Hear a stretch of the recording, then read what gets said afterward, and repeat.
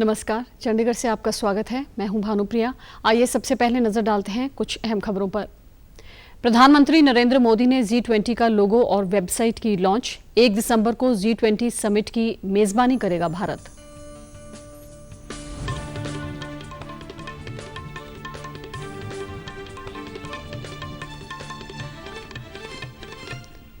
हरियाणा में पंचायत चुनाव के दूसरे चरण में 9 जिलों में मतदान जारी। दोपहर 3 बजे तक 48% से ज्यादा हुआ मतदान।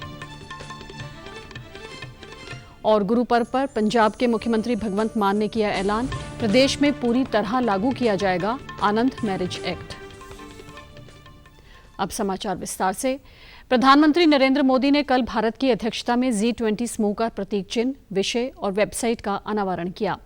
इस दौरान वीडियो कॉन्फ्रेंसिंग के जरिए प्रधानमंत्री नरेंद्र मोदी ने कहा कि भारत 1 दिसंबर को G20 की अध्यक्षता संभालेगा।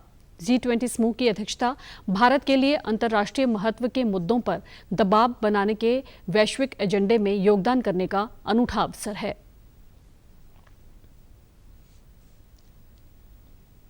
भारत अब इस G20 समूह का नेतृत्व करने जा रहा है, इसकी अध्यक्षता करने जा रहा है। आप कल्पना कर सकते हैं कि आजादी के अमृतकाल में देश के सामने ये कितना बड़ा अवसर आया है। ये हर भारतवासी के लिए गर्व की बात है, उसका गौरव बढ़ाने वाली बात है।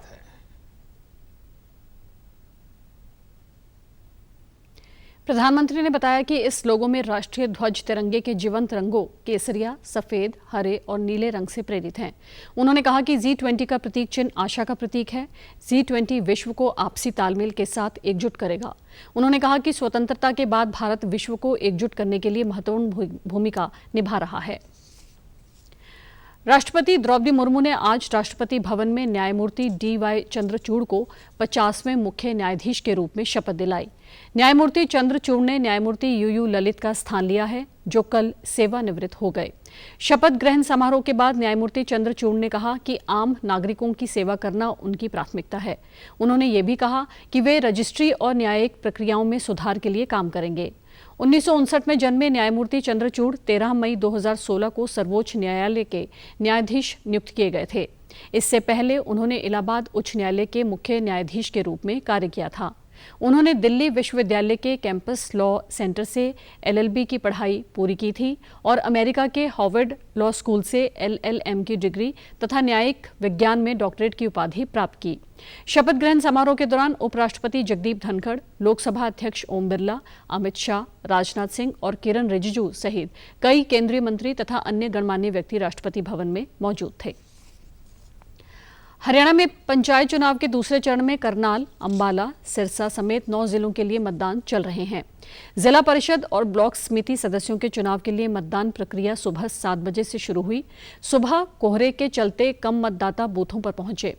8 बजे के बाद इसमें तेजी देखने को मिली। समाचार लिखे जाने तक हरियाणा में करीब 48% मतदान हो चुका है।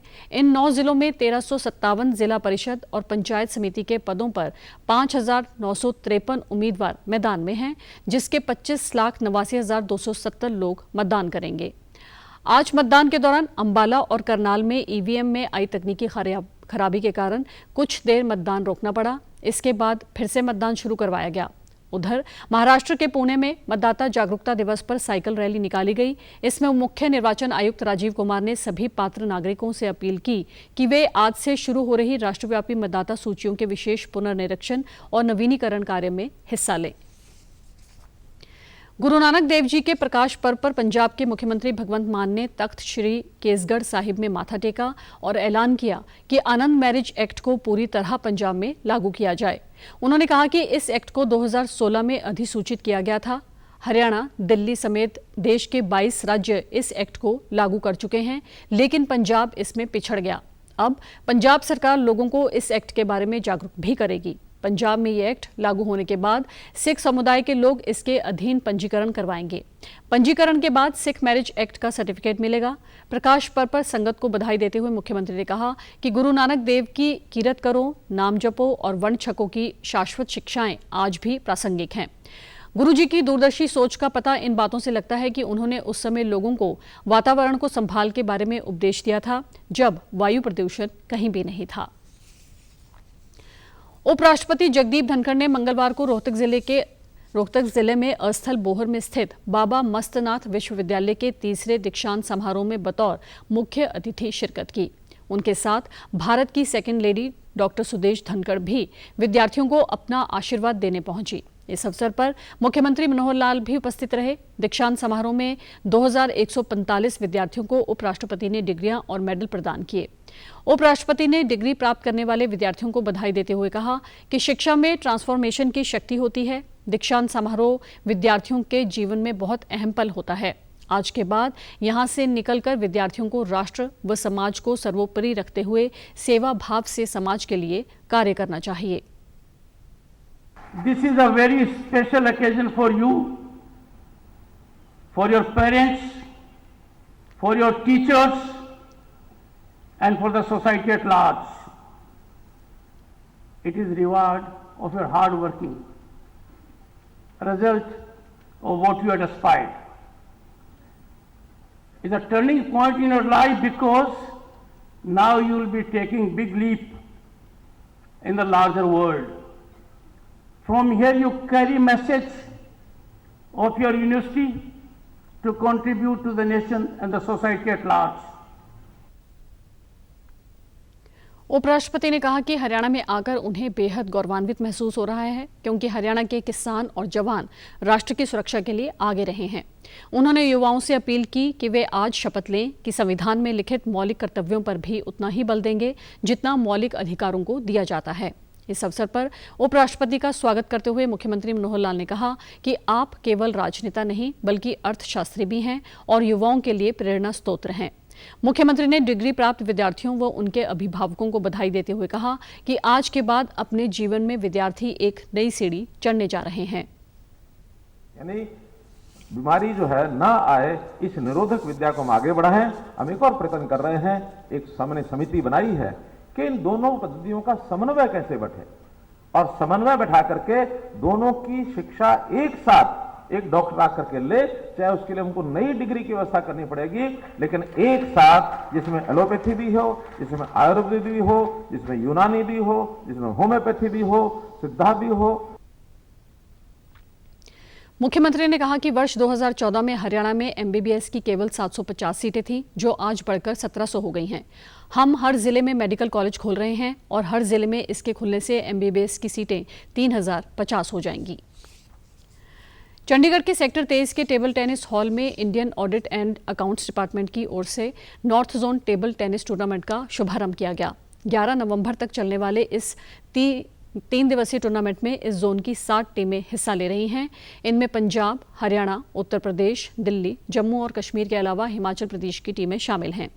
टूर्नामेंट के बारे में जानकारी देते हुए विभाग के DAG Shishram, principal account general Punjab and Chandigarh ने बताया कि टूर्नामेंट में भाग लेने वाली 7 टीमों में 11-11 खिलाड़ी शामिल हैं। यह टूर्नामेंट हर साल करवाया जाता है। यहां से हम 2 टीमों का चयन कर उन्हें नेशनल खेलने के लिए गुजरात के ऑफिस भेजेंगे।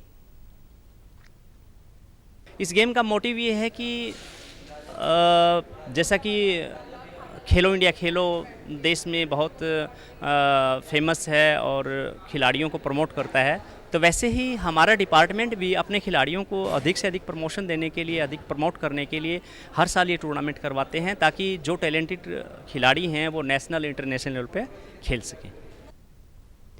डीएजी ने बताया कि पिछले 2 सालों में कोरोना के चलते टूर्नामेंट नहीं हो पाए थे, लेकिन अब से हर साल करवाए जाएंगे। हमारा विभाग खेलो इंडिया खेलों की तर्ज पर खिलाड़ियों को प्रोत्साहित करने के लिए हमेशा तत्पर रहता है ताकि अच्छे खिलाड़ी निकलकर सामने आ सकें। चंडीगढ़ और आसपास के क्षेत्र में आज कई जगह स्मॉग छाए रहने से विजिबिलिटी काफी कम रही। सुबह से शहर में कई जगह धुआं भी दिखाई दिया। प्रकाश पर्व पर जले पटाखों और पराली के धुएं से चंडीगढ़ का एयर क्वालिटी इंडेक्स 200 के करीब रहा। दोपहर करीब 2 बजे सेक्टर 17 और रेलवे स्टेशन के आसपास AQI 200 के पार रहा। कई लोग फेस मास्क लगाकर बाहर निकलने को मजबूर हुए। उधर हरियाणा के कई जिलों में हुई बूंदाबांदी और तेज हवाओं के चलते तापमान में भी गिरावट दर्ज की गई। हरियाणा में कई जिलों में तापमान 22 डिग्री सेल्सियस दर्ज किया गया। मौसम विभाग का अनुमान है कि आने वाले 2 से 3 दिन में हल्की बारिश और तेज हवाओं के चलते तापमान में भी और गिरावट आएगी। चंडीगढ़ में तापमान में गिरावट के बाद मौसम काफी खुशनुमा हो गया है। और अब खबरें फटाफट। प्रधानमंत्री नरेंद्र मोदी ने मंडी, शिमला, कांगड़ा और हमीरपुर संसदीय क्षेत्रों में की चुनावी रैली। कांग्रेस राष्ट्रीय अध्यक्ष शिमला और सोलन में कर रहे हैं जनसभाएं। चुनावी बॉन्ड की बिक्री आज से भारत की स्टेट बैंक की 29 अधिकृत शाखाओं में शुरू। हरियाणा, पंजाब समेत कई राज्यों की शाखाओं में 15 नवंबर तक होगी बिक्री। ICC T20 क्रिकेट विश्व कप का पहला सेमीफाइनल न्यूजीलैंड और पाकिस्तान में जारी। टॉस जीतकर पहले खेलते हुए न्यूजीलैंड ने 4 विकेट खोकर 20 ओवर में बनाए 152 रन। और आप हमारे समाचार YouTube channel DD news Chandigarh, Facebook DD news Chandigarh और Twitter handle DD news CHD पर भी देख सकते हैं। इसी के साथ चंडीगढ़ से समाचारों का सिलसिला समाप्त होता है। नमस्कार।